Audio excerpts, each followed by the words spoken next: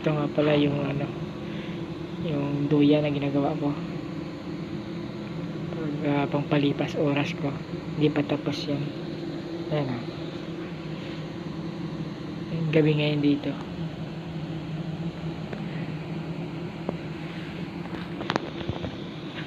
Oras ngayon dito ay yan, dito sa Brazil 7:20 7:10 ng gabi ngayon dito. Ngayon pupunta ko ngayon sa laundry namin kasi sasalang ko yung aking coverall na pantrabaho.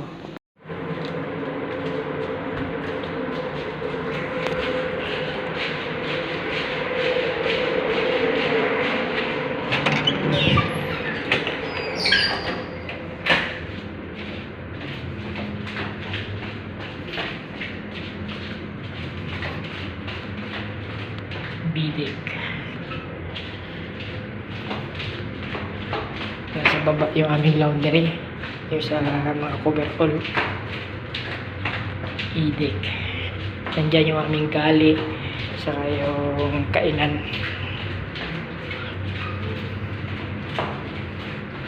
Ito, upper deck.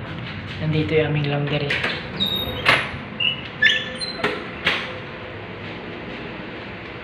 Yan, papuntang engine room. Ito yung laundry namin, no? Laundry ko.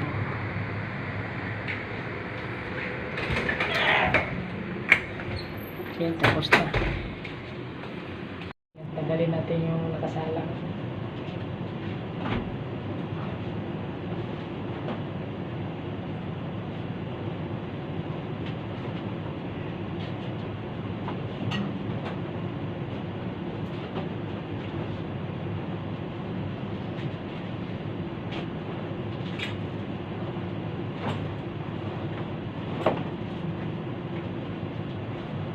Yung coverall. Yan, tinanggal ko na yung laman. Nalagay ko ngayon. Nalagyan ko ngayon na sabon. Yan yung sabon namin, oh. Punong-puno yan, eh. Sa container. Kaya unlimited sa sabon dito. Ang dami kong sabon na nilagay, oh. Itatlong coverall, eh.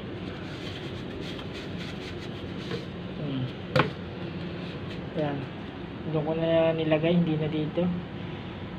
Para maganda, madali. Ayan, sasalang natin.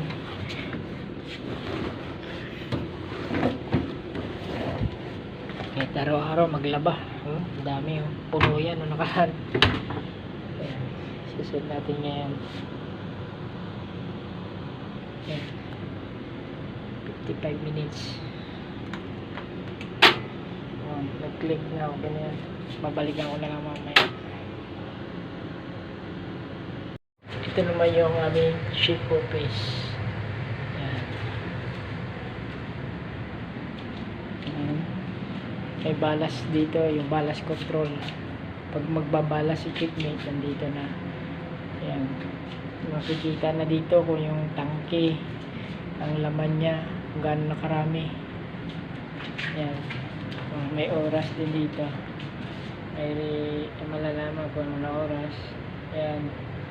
Yung engineer's call. Ito yung chief office namin. Yan. Pag may bisita kami, may mga surveyor, dito sila nag-uusap. Yan sa table na yan. Okay. Ito yung sa upper deck namin. Ayan, may wifi. Kaya kahit dito, pwede connect sa upper deck. Ayan. Dalawa dito. Ayan. Saka dito isa. Ayan, o. Ayan, kabilaan. Ito naman yung deck changing room. Ayan, palabas na yan. Papunta sa labas. Ito naman yung aircon room namin. Ayan.